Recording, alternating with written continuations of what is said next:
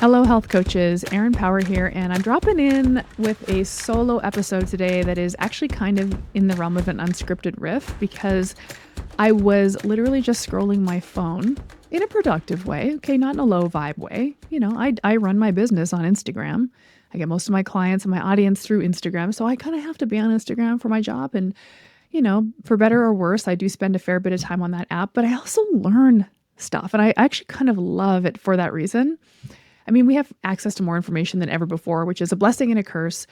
But I think maybe a lot of folks listening, if you're like me, you are hungry for knowledge and information. And especially in the wellness world where there's so much constant evolution and changing ideas, it feels kind of like part of our job I consider it part of my job to be aware of some of the different narratives that are all over the place. So, for example, I take it upon myself to listen and follow people who I disagree with, not because I want to argue with them. I have no interest in arguing with people on the internet, but because I want to hear how they justify their perspective in much the same way I justify mine. I mean, we're all drawing a line in the sand in terms of our expertise and our point of view, and we're very convicted of our own points of view, and other people have totally different points of view that they're equally convicted on. And I love to experience that, both sides of the aisle, if you will. So anyway, I follow a lot of people who are in my space and not in my space, and whose beliefs align with me and whose beliefs don't align with me. And I end up learning a lot. Through my social feed, and I'm grateful for that. Hi, I'm Erin Power. I'm a health coach, a health coaching educator and mentor, and your host of Health Coach Radio. This podcast delves into the art, science, and business of health coaching. Whether you're aspiring to land a coaching dream job or to embark on your own entrepreneurial adventure, we cover it all. Our mission is to help you grow your career, elevate your income, change the lives of the clients who need your help, and leave a lasting mark in this rapidly growing field. It's time for health coaches to make an impact. It's time for Health Coach Radio. So I'm scrolling today, and Alan Aragon posts this carousel post. He's jotted down some ideas in his notes app on his phone, took a screen grab, posted it to his feed. It sounds like I'm talking a different language, doesn't it? What is this language I'm using? Screen grab, notes app, Instagram feed, post, carousel. Anyway, you're following, I hope. And I absolutely love this post, and I wanted to share it with you and dissect it a little bit. And by the way, just putting this out there, I would love to have Alan Aragon on the podcast. The wheels are in motion. We've invited him. We'll see if it happens. But he's a really interesting guy because this is a good example of personally how he's not really in the space that I would pay attention to. And by this, I mean, he does body composition, body recomposition stuff and fat loss, as do I. I'm a weight loss, fat loss coach, but I do fat loss for women of my sort of peer group, call it in their 50s, who don't really have any interest in being aesthetic, to that extent. We're not doing fat loss phases. We don't want to take on any crash diets. We don't want to track our food. We're just not in that kind of fitness nutrition space. We're just regular people trying to live our lives and feel great in our bodies. So a little bit different. And Alan Aragon's in the fitness world. The fitness world approaches fat loss a lot differently than I do. And that's cool. That's great. Isn't that amazing? So if you have a fitness aesthetic goal, there are tons of coaches that focus on that fitness aesthetic outcome, which would involve, fat loss phases and diet breaks and maintenance phases and refeeds and all this stuff that I couldn't be bothered to do, but which is very, very beneficial for the person who wants and needs that kind of attention, right? I just love that we have this opportunity to do whatever we want to do. So this whole idea of rising tide lifts all boats, I'm here for it because there's all kinds of people who want different kinds of weight loss. And I'm so grateful that there's somebody like Alan Aragon, or there's macro coaches or bikini prep coaches that do this kind of stuff, because I don't want to do it. And I don't have to. That's amazing. I don't want to have to do stuff I don't want to do. Let me say that again. I don't want to have to do stuff I don't want to do. I mean, truer words have never been spoken. That's the benefit of being in practice for yourself and being an online sort of health and wellness entrepreneur is you get to do whatever you want and you don't have to do what you don't want. So anyway, Alan Aragon, absolute pioneer in the industry, more in the fitness space than I am.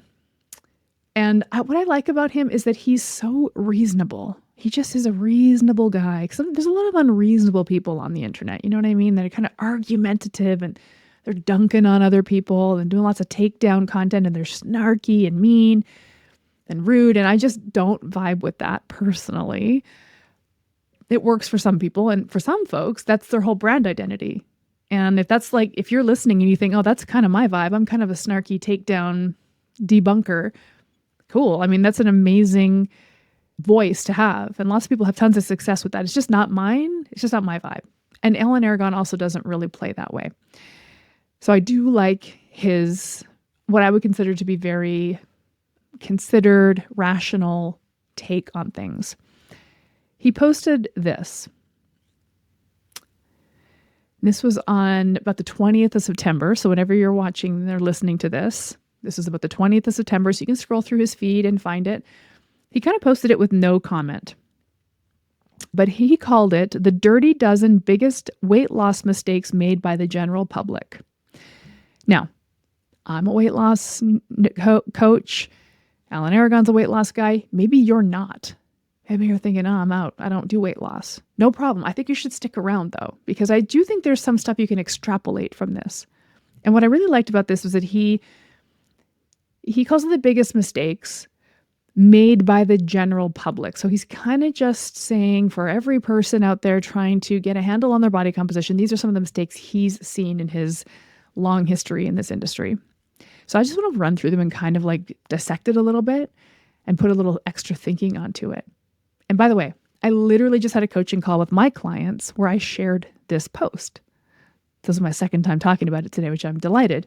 But a minute ago, I spoke about it with my clients, and I was able to use this as a teaching moment for them and give them a lot of ahas. I said, listen, this is a pioneer in the health and wellness space. This guy's been on Diary of a CEO. He's been on Huberman. He's a big deal. And here's what he says about fat loss. And a lot of what he says is what I've said. But there's something about having your own point of view corroborated by an absolute boss like Alan Aragon that feels pretty cool. So anyway, I'm going to read this to you and dissect it a little bit with you. Absolutely off the cuff, unscripted, just for fun. And hopefully you can use this in conversations with your clients too. All right, the first of the 12 dirty dozen biggest weight loss mistakes made by the general public. Number 1. Oh, by the way, this is in no particular order of magnitude. Number 1, unrealistic or unsustainable progress expectations. I mean, so like this goes for, I would say, everybody. And this is a big part of the conversation my clients and I just had. So we already know in coaching that we have these two kinds of goals. We have outcome goals and process goals. I talk about this all the time because I'm an active coach that's coaching clients who have outcome goals, the top of the staircase. And the process goals are the little tiny, tiny, tiny action steps that get them moving toward the top of the staircase. And for whatever reason, our conditioning, our sort of maybe it's the quick fix, instant gratification mentality we have, who knows what it is. Or maybe it's just the natural part of the human condition. We want the outcome without having to do all the dang process. Everyone wants to jump to the top of the staircase, but you can't. You'll hurt yourself. You won't get there. You can't jump that high. You have to take the stairs. And insert other staircase analogies here. But this is the kind of thing that you're going to talk about with your clients all the time, because no matter what kind of coach you are, maybe you're a weight loss coach like I am, maybe you work on athletic performance, or maybe you work on autoimmune symptom, support, stuff like that. Maybe it's postpartum, whatever it could be. The same factor is at play. They're not going to get the outcome quickly. They're not going to get the outcome at all if they don't take the steps up the staircase. And one of our jobs is to hold the patient space for our clients while they're walking up that boring staircase, because those little tiny steps feel very unexciting. They're not as exciting as the outcome. If they quit, they won't get the outcome. We know that. But they want to figure out the hack, the cheat code to get to the top of the staircase without doing the work. And this, to Alan Aragon's point, is one of the biggest mistakes the general public makes with weight loss, but I would say with almost any health outcome or any kind of outcome. I mean, we could take all the money we've invested in lottery tickets, we could have put that in an index fund and probably have, a hefty little retirement plan. But no, we're looking for the lottery win. Give me that $47 million in my bank account. I don't like to think about how much money I spent on lottery tickets. It seems exciting to just win the lottery, but it seems less exciting to invest in an index fund. Make 7% interest, compounding interest. It's kind of boring. But it would pay off if we had done it. Number 2 on Alan Aragon's list is underestimating the negative impact of insufficient sleep on both appetite and training productivity. So again, this is the mistakes that people are making. Underestimating the negative impact of sleep. I mean, we know this, right? Health coaches, we know this. I'm pretty excited because I think health consumers are starting to really appreciate and value the direct health implications of sleep, the direct health implications of a bad night's sleep and a good night's sleep. Alan Aragon references appetite. It is just harder to make supportive food decisions when you're tired. You wake up in the morning with decision fatigue already. Your brain is already tired. Now you're asking your brain to make supportive food decisions for a whole day. It's too tired to do that. It just feels easier to hit the drive-through. And then there's also this idea of this mild insulin resistance that occurs metabolically when we have a bad night's sleep, kind of triggers a bit of a sugar craving cycle that's hard to ignore. So sleep is really powerful for all health behaviors, but especially around food. And he references training productivity as well, which probably makes sense too. So he's definitely in the fitness space, and maybe you are as well. Maybe you're a fitness coach. If your clients had a bad night's sleep and they come into the training session, they're not quite as resilient as they could be. I think it'd be worthwhile having that conversation. How do you feel today? How was sleep last night? Putting some coaching into the fitness training paradigm would be really cool. If your client has heavy deadlifts on the agenda, but they slept like crap last night, I would say maybe postpone the deadlifts. They're not in a nervous system state where they can handle that. I think that was a really powerful one. Number 3 on the list of dirty dozen biggest weight loss mistakes made by the general public, according to Alan Aragon, an absolute boss in the industry. Number 3 is underestimating the power of resistance training for preserving or gaining lean mass during the fat loss process. I mean, very specifically, I work with women who are in their sort of midlife, quote unquote, and they're feeling like their metabolisms have slowed down. And that's just because they've lost all their lean body mass. They have not been working to preserve it because that just wasn't part of our upbringing. But that aside, that specific niche audience aside, I mean, we know that muscle is metabolically active tissue, and muscles that are trained are more insulin sensitive. So they're better at using and partitioning fuel. And I think too, because, Alan Aragon's in the body composition space, fat loss space, it's just resistance training is kind of a secret weapon for that, because the client is trying to get a body shape and size change outcome. And training the muscles helps to literally change the shape of your body. So they get this sort of aesthetic bonus. Do you know what I mean? Obviously, strength training helps to sculpt and build the muscle. I'm trying not to use the word tone because we think that's dumb. Even the word sculpt is dumb. But I talk about this with my clients a lot. One of the things my clients obsess about a little bit too much sometimes is I used to look so good in my 20s and 30s. And it's yeah, well, we all kind of did then. I wish I could look like that now. Okay, well, let's work on that. The thing that they seem to forget is that when you were in your 20s and 30s, you were effortlessly preserving your lean body mass. You had muscle under your skin a little bit, just a little bit, that gave you that sort of full, cute, toned look, right? So I'm really trying to encourage my clients to see that that's what they need. But again, I don't want to necessarily go down the rabbit hole of talking about my ideal client, because your ideal client, everybody's ideal client, needs to be strength training. And according to Alan Aragon, it is one of the most underestimated elements of a fat loss program. Number 4, underestimating the multiple benefits of optimal protein intake. I mean, protein is so popular right now, so hot.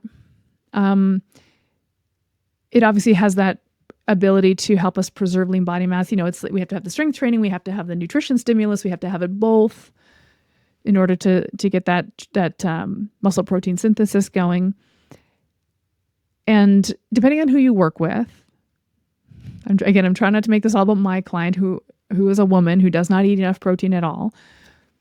But, I would say probably a good chunk of the weight loss industry is mostly women. So if we're working in weight loss, like Alan Aragon's talking about here, consuming more protein is kind of a front burner activity. That's literally what I start with my clients.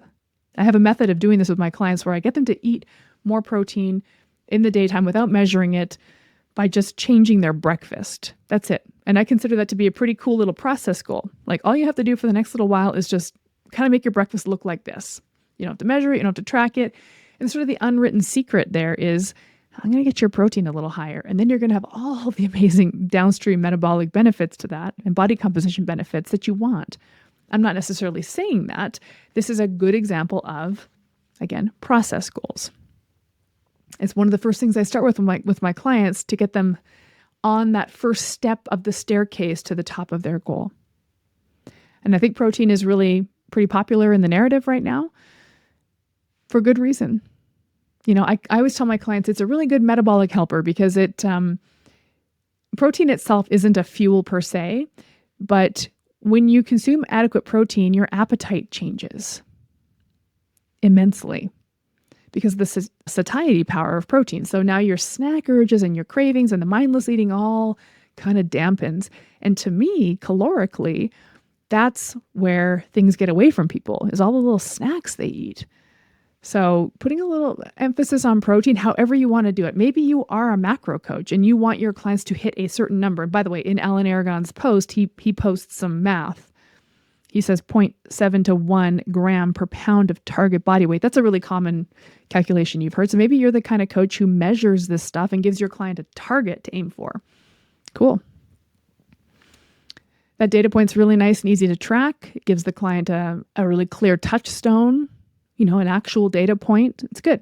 I don't do it that way. I don't do any food tracking. So instead, I've got a different approach. I try to get them to just create a breakfast that looks generally like this. But either way, we know our clients probably need to eat more protein, especially if they're trying to recompose their body. Hey, it's Erin. Let me ask you something. How's your coaching business going? Are you struggling to get consistent clients? Or maybe you've got a few, but you want to grow more predictably?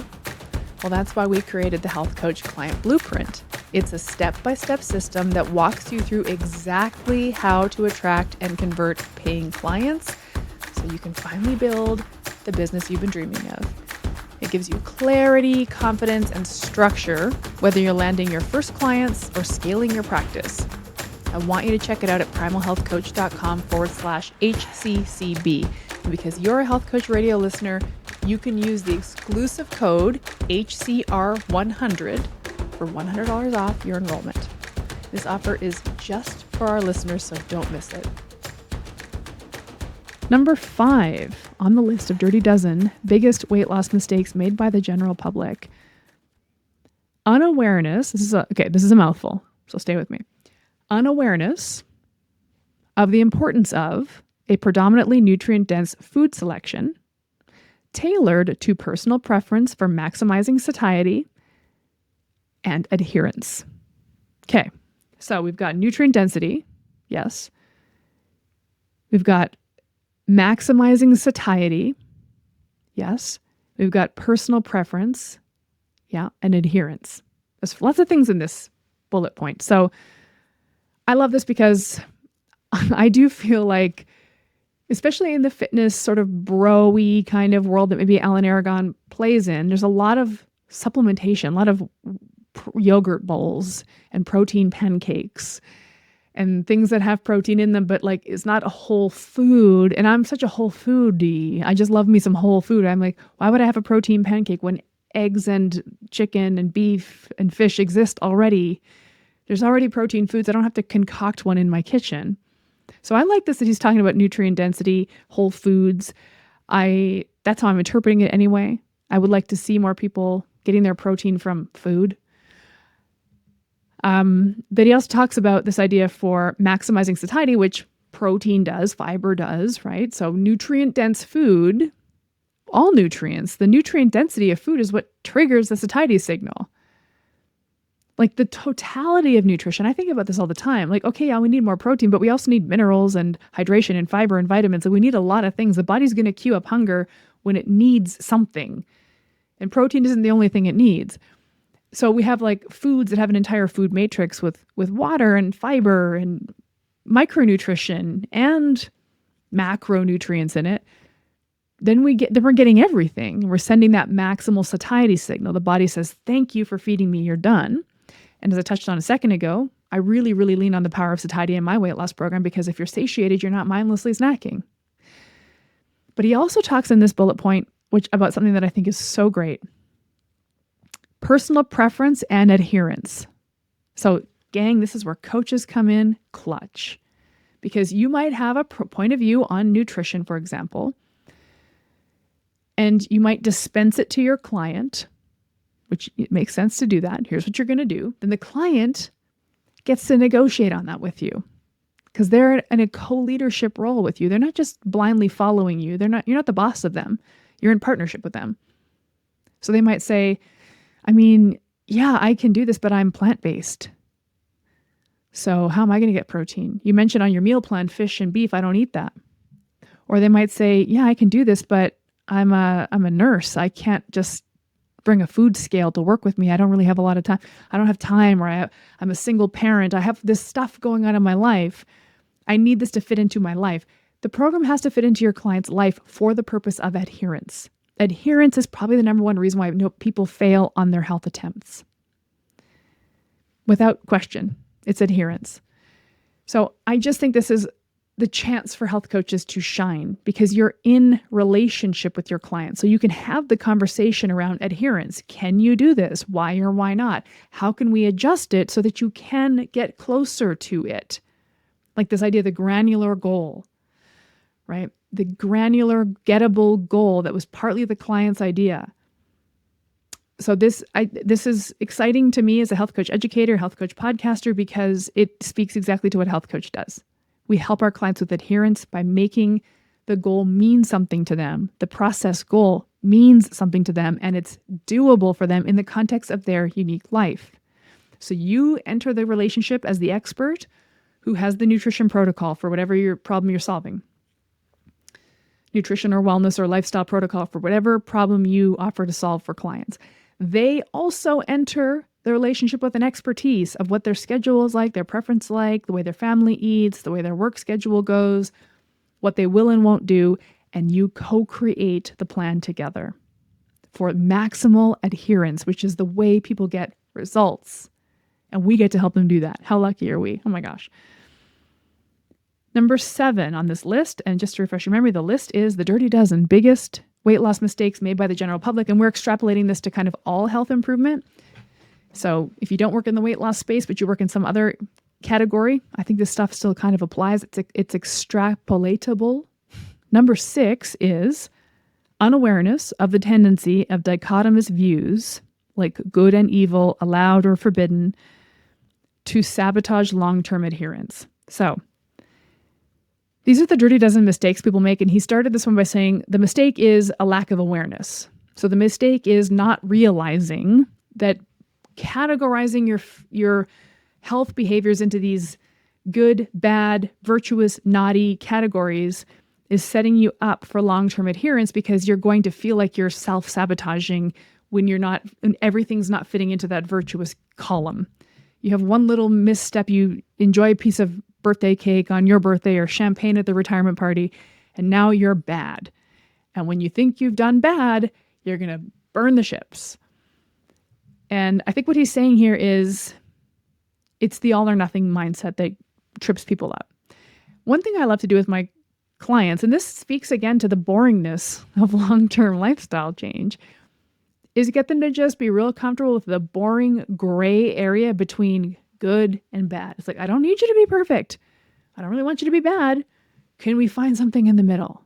Like, what's the middle ground that feels, again, doable? So we're talking again about adherence. It's good enough. What's the good enough fist we can get? I'm inventing a lot of words here, so you got to keep up with me on the vernacular. What's the good enoughest we can do? That's how I'm interpreting this one. I like it a lot. But the fact that Alan Aragon mentions sabotage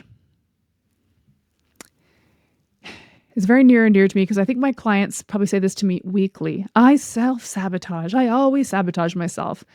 It's so sinister. Like, relax. You just had some Halloween candy. You're not that evil. It's not that big of a deal. But we make these things mean so much. And then the failures feel insurmountable. And I think dampening the amplitude of good and bad, just making these sort of waves a little more gentle, is one of the things that, again, coaches can help their clients with.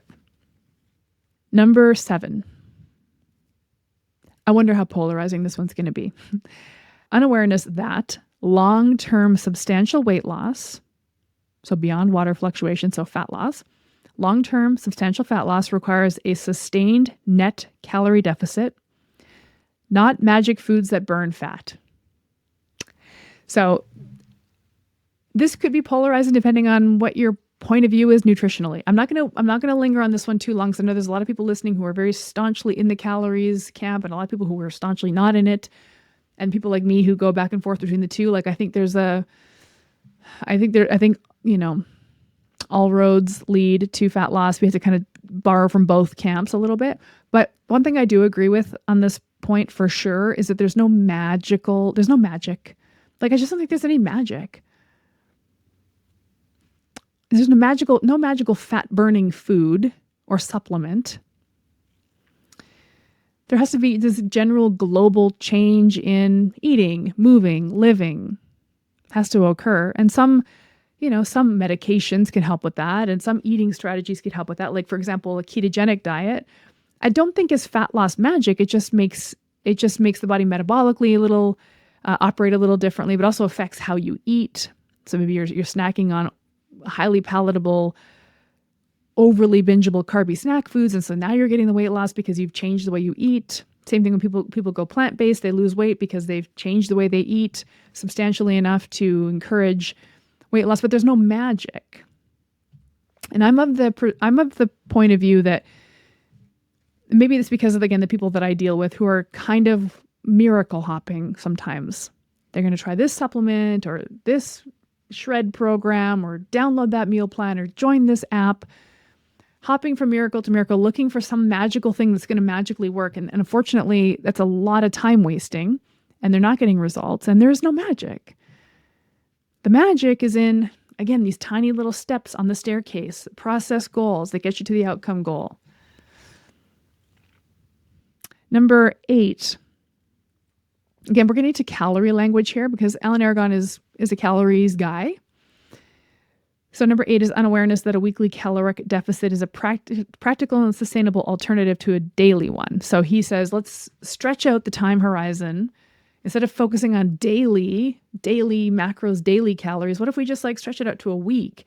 That's way more practical and sustainable, right? It goes back to kind of the good, bad, black or white paradigm I mentioned earlier, which is like, if you hit your calorie or macro target on Monday, but you don't on Tuesday, you're going to feel like you just failed. But if it's like, well, in the context of the week, here's your goal. And then there's a little flexibility baked in there. And that can help people feel more successful. When they feel successful, they're more likely to adhere. And adherence is the main factor to get people to a wellness outcome of any kind, weight loss or otherwise. Number 9, unawareness that regular maintenance phases minimize the psychological and physical fatigue of the dieting process. So now we're getting kind of a little bit more into the fitness dieting realm. And in the fitness sort of body recomposition realm, there's these sort of strict dieting phases, fat loss phases, and there's diet breaks, and there's like a reverse phase, a maintenance phase, all these different phases. But even if you don't operate that way, because I don't do that kind of fat loss, but this bullet point still tracks. We have to minimize the psychological and physical fatigue of the dieting process, of the wellness process. Like, change is hard. So I always think, like, how can we make it feel as easy as possible? And again, I'm going to reiterate this again. The way to make it feel as easy as possible is to create granular, attainable goals that you and your client both agree on are moving them in the general right direction of their desired outcomes. So in Alan Aragon's case, he's like, diet hard for a while, then we'll give you a diet break. And then diet hard, we'll give you a diet break. So you're kind of like these little sprint sessions, right? That might work for you in your methodology. Or you might take an approach like I do, which is more of an endurance approach. Like, let's just make sure that every single day this feels pretty maintainable. The maintenance is built in on the daily. But either way, you have to factor in the psychological and physical fatigue that's present when someone's trying to change their health. And as health coaches, we get to hold that space. Number 10, on the list of dirty dozen biggest weight loss mistakes made by the general public. I really had a good time sharing this one with my clients. But I think health coaches, you're going to love this one too. Being reactive instead of proactive about stocking or modifying the food environment at home and at work. So this is like, oh, I just wasn't prepared. I hear that from clients from time to time. I had a bad weekend. Oh, really? What happened? Yeah, I just wasn't prepared. Why not? Because then they come into the call and they're like, oh my gosh, I had this bad weekend. I binged on McDonald's and ice cream. And I'll say, okay, no problem. But why? Oh, I just didn't have groceries in the house. I wasn't prepared. We were running around. I wasn't ready to be prepared for that. It's like, well, you knew that was happening. You knew you were going to have a busy weekend. So how could you have prepared? Is there a way that you could have prepared instead of reacting and coming to the coaching call saying, oh my gosh, I ate at McDonald's. What should I do? I don't have any antidote to that. There's no way to go back, like press the undo button on that. It's done. So that's reactive, right? Oh, I need some kind of hack to, burn off all this McDonald's I ate. Well, we can't do that. So instead, let's try to be proactive and prepare for next time. So to me, it's just like, I really work on this with my clients a ton. Like when can you go to the grocery store? What will you buy? How will you cook it? When will you eat it? Like when I get into goal setting with my clients, I'm into the absolute weeds. What food is available, thawed out in your fridge, ready to cook? And when are you going to cook it? And what gadget are you going to use to cook it? The air fryer, the barbecue, the Traeger smoker, slow cooker? What are you doing? Are you going to take it to work with you? Do you have a fridge at work? Is there a microwave at work? When are you going to eat it? Are you going to eat it in your car on the way to work? Is there a lunchroom? I just need to understand and get them thinking a little bit ahead. Like, just have a plan. Just have a basic plan to feed yourself or whatever. Take care of yourself in whatever way. Maybe in your health coaching practice, there's a supplement regime or a workout program, and the clients are blowing them off because they just don't feel ready. How can we get them getting ready? How can we get them thinking proactive instead of reactive? Once again, I think health coaches shine here.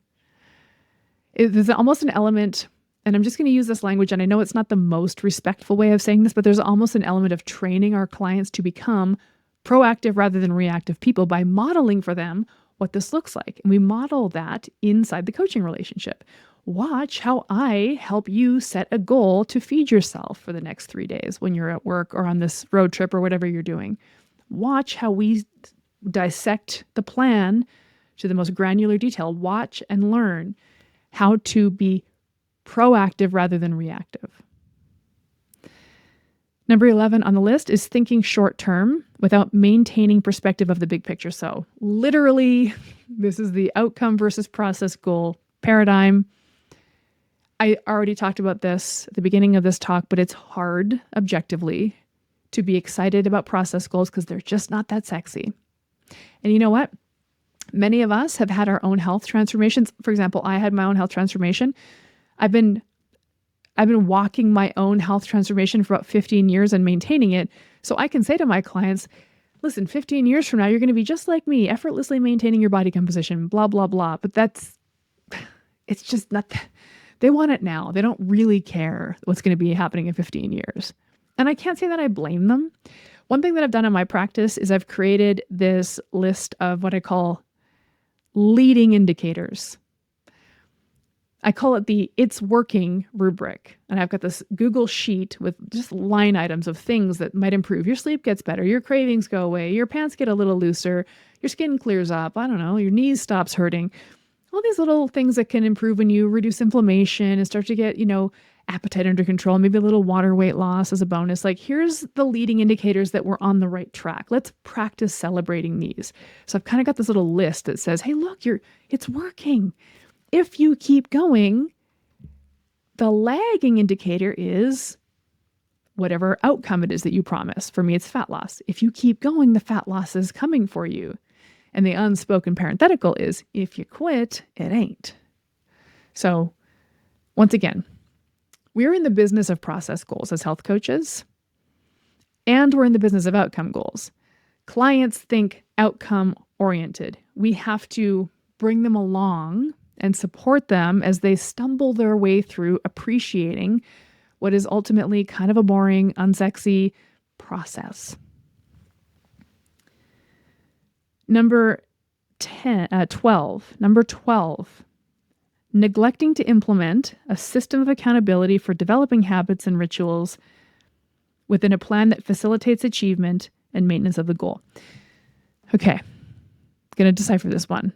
So in terms of top 12 mistakes people are making, this one says, you're not implementing a system of accountability for developing habits to facilitate achievement and maintenance of the goal. I'm really working to figure this one out. So a system of accountability would be, well, that's what we help our clients with in the moment. So when you're in the coaching relationship, you are, in a sense, you're the client's accountability partner, but not really. I've talked about this on previous episodes. You are, but you aren't. Essentially, what you want to do is foster the idea of self-accountability in your clients, because that's the gift that keeps on giving. I mean, you're a stranger from the internet on some extent, right? So fostering a self-accountability, I think, is one of our opportunities. For the client, the health consumer trying to achieve the outcome goal, skipping over this part, this developing the skill of accountability, probably results in temporary outcomes. I mean, anybody can do something for a little while, but if you're going to do this for the rest of your life, you have to know what to do and how to do it and how to navigate the ups and downs of life. And you get that through practicing. And so we can help our clients practice that by holding that accountability container for them in the coaching relationship. Anyway, I thought this was a really cool list. The Dirty Dozen Biggest Weight Loss Mistakes Made by the General Public by Alan Aragon, an absolute hero. Maybe I'll get him on the podcast one day to give it to us straight, and maybe we can elaborate on it a little bit more. But, give it a listen. Think about how you can maybe take these items and maybe start teaching your clients or bringing your clients along on buying into some of these factors. Many of them are baked into the coaching relationship already. So you're in a good place. If you're a health coach, you're in a good place to really help your clients make lifelong change, as evidenced by one of the absolute heroes and legends in the business, Alan Aragon. This podcast was brought to you by Primal Health Coach Institute. To learn more about how to become a successful health coach, get in touch with us by visiting primalhealthcoach.com/call. Or if you're already a successful health coach, practitioner, influencer, or thought leader with a thriving business and an interesting story, we'd love to hear from you. Connect with us at hello@primalhealthcoach.com and let us know why we need to interview you for Health Coach Radio. Thanks for listening.